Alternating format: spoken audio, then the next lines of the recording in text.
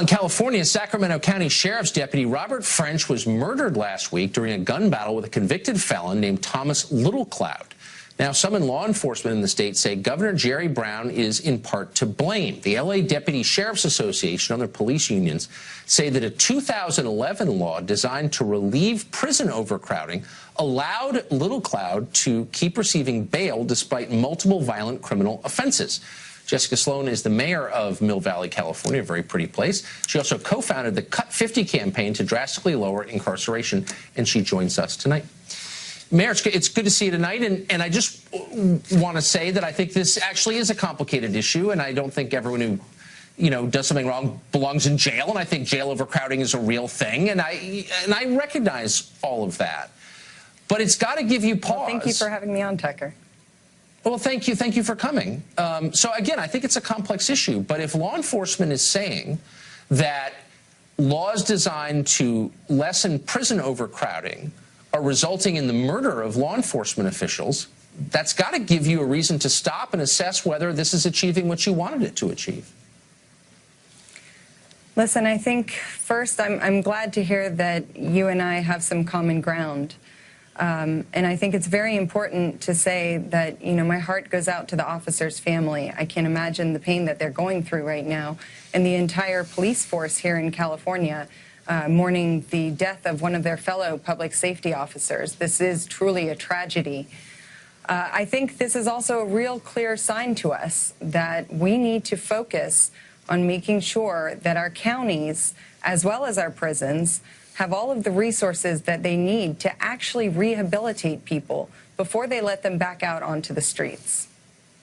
How lame is your state that that's not a state function? I mean, the whole idea here, in case our viewers have not been following this, is the counties are now taking up the slack where the state is no longer involved. So the idea is the state prisons are overcrowded, the counties need to do their part, but maintaining prisons is really, I think it's fair to say, a state function. Is the state so dysfunctional it can't maintain prisons without having them be so overcrowded judges get involved?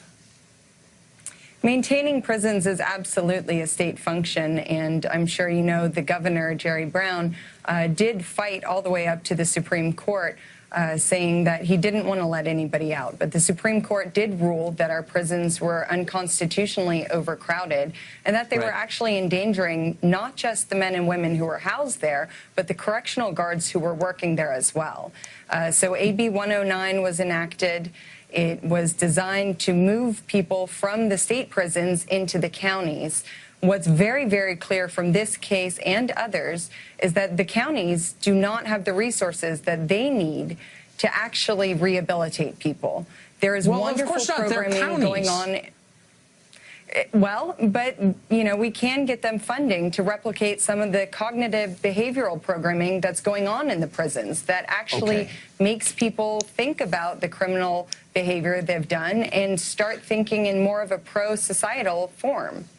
Right. Look, I'm for that. I'm for rehabilitation, and it does work in some cases, but the primary role of the state is to protect the law-abiding from the law-breaking. So the first job of the prisons is not to make the prisoners better, it's to protect the rest of us from the prisoners, and it's not doing that. But I actually have a solution to California prison overcrowding, and I'm sure you would agree with it.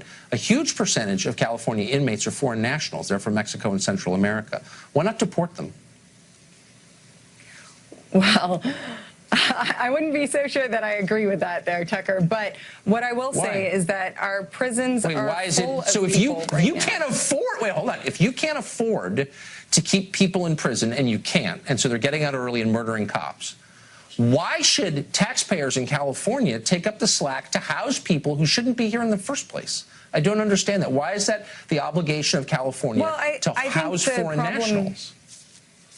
I think the problem is a lot more complicated than that. I think if we're looking at the resources, we can follow models that are working in states like Texas and Utah and Louisiana, where they're actually reallocating their resources instead of just housing people. They're using their resources to rehabilitate them for victim services, for crime prevention, to strengthen local governments. I get it. Those are all great. That's all great, and I'm for free ice cream and ponies for everybody. But if you can't afford to keep people locked up, dangerous people, like California, for example, won't tell us, the public, what percentage of its inmates are foreign nationals. Why is that? Oh, I'll tell you why.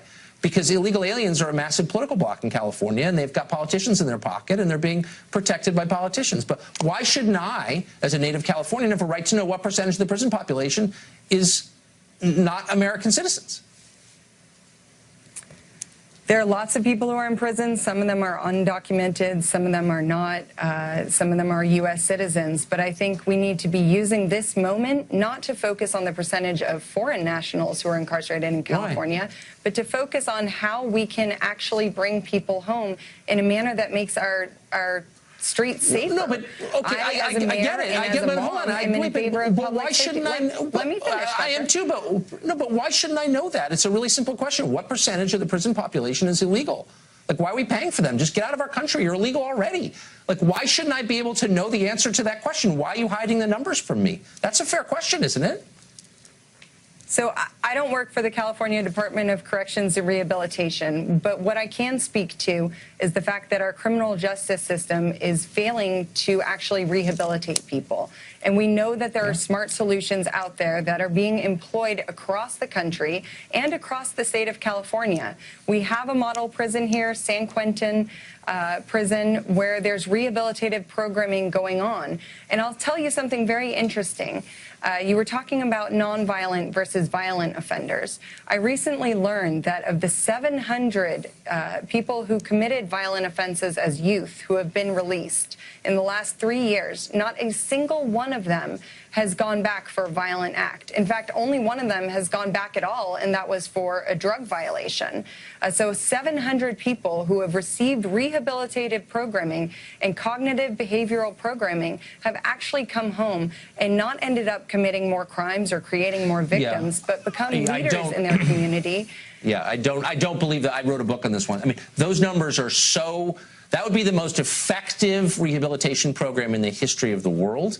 If that's really true, I'm happy to show you it should be replicated I'm happy everywhere. to show you the numbers for the folks skeptical. who came home under SB 260 and 261.